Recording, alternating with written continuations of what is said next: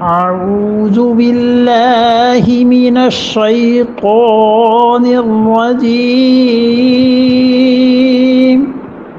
بسم الله الرحمن الرحيم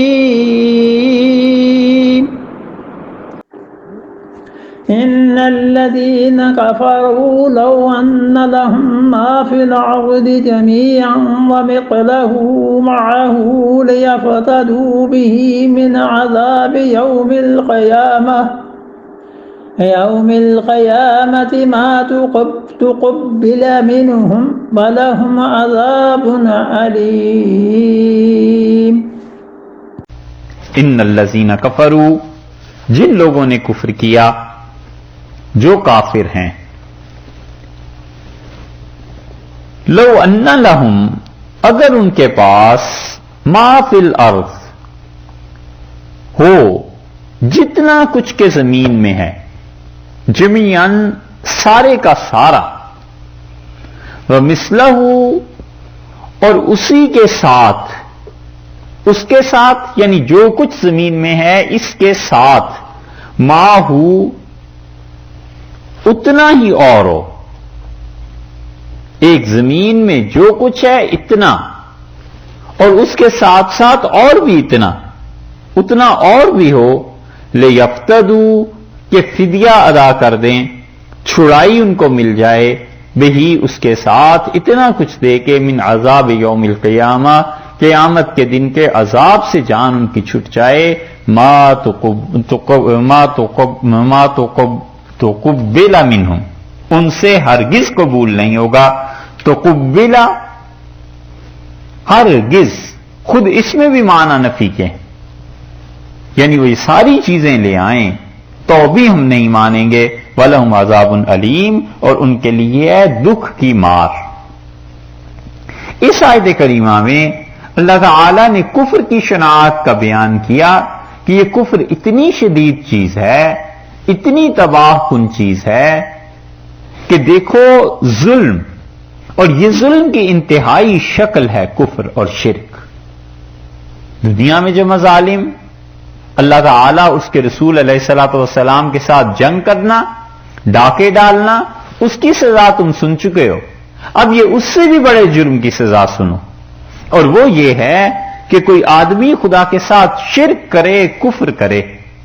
اور یہ اتنا بڑا جرم ہے کہ ہر کافر، لو ان لہم،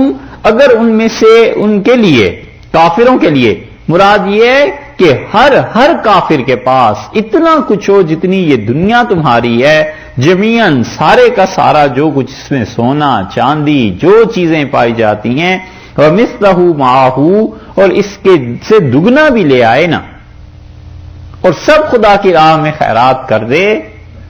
لِيَفْتَدُوا بِهِ مِنْ عَذَابِ يَوْمِ الْقِيَامَةِ، کہ قیامت کے دن میں اس عذاب سے وہ بچ جائے، ما تقبل منہم، ہرگز ان سے قبول نہیں کیا جائے گا۔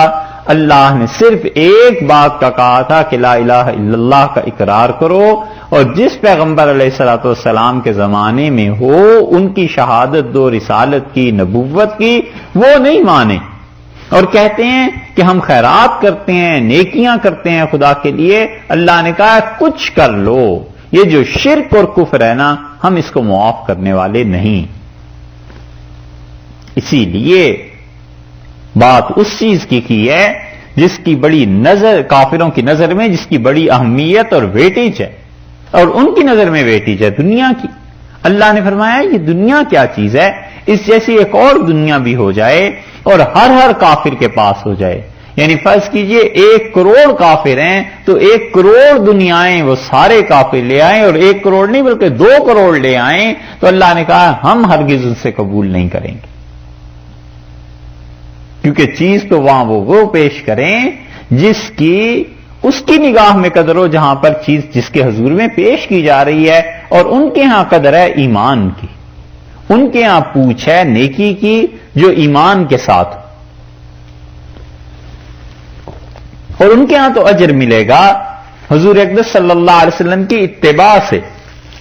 اور وہ اگر کسی انسان میں نہیں ہے، باقی پھر جو مرضی بھی لے جائے کچھ قابل قبول نہیں۔ اور صحابہ کرام رضی اللہ عنہم اس حقیقت کو بڑی اچھی طرح سمجھے ہوئے تھے، اسی لیے اپنا ایمان، اپنا یقین اللہ کے ساتھ ان چیزوں کی حفاظت کرتے تھے۔ حضرت عمر رضی اللہ عنہ جیسے آدمی کا صحیح بخاری میں یہ حال آیا ہے کہ انہوں نے کہا کہ اگر میرے پاس آج زمین سونے کی بنی ہوئی ہوتی اور ساری زمین میرے پاس ہوتی تو میں اللہ کی راہ میں خرچ کر دیتا اس جگہ کے ڈر سے جس جگہ مجھے ابھی جانا ہے، قبر۔ انہوں نے کہا تمہیں پتہ نہیں ہے کہ اب میں کہاں جا رہا ہوں، تم اس جگہ کی دہشت ناکی سے، اس جگہ کی اہمیت سے تم لوگوں کو اندازہ نہیں ہے کہ مجھے کدھر پیش ہونا ہے۔ یہ چیز ہے، اور کافر کو اس کا ادراک نہیں ہوتا، کافر تو بہت دور کی بات ہے، خود مومنوں کو ادراک نہیں ہوتا۔ اللہ نے بتایا ہے کہ دیکھو ایمان کے علاوہ اگر کوئی چیز لے کے آئے کچھ نہیں ہوگا، تمہاری ساری نیکیاں ختم ہو گئیں اور کفر کی سزا ابھی باقی ہے۔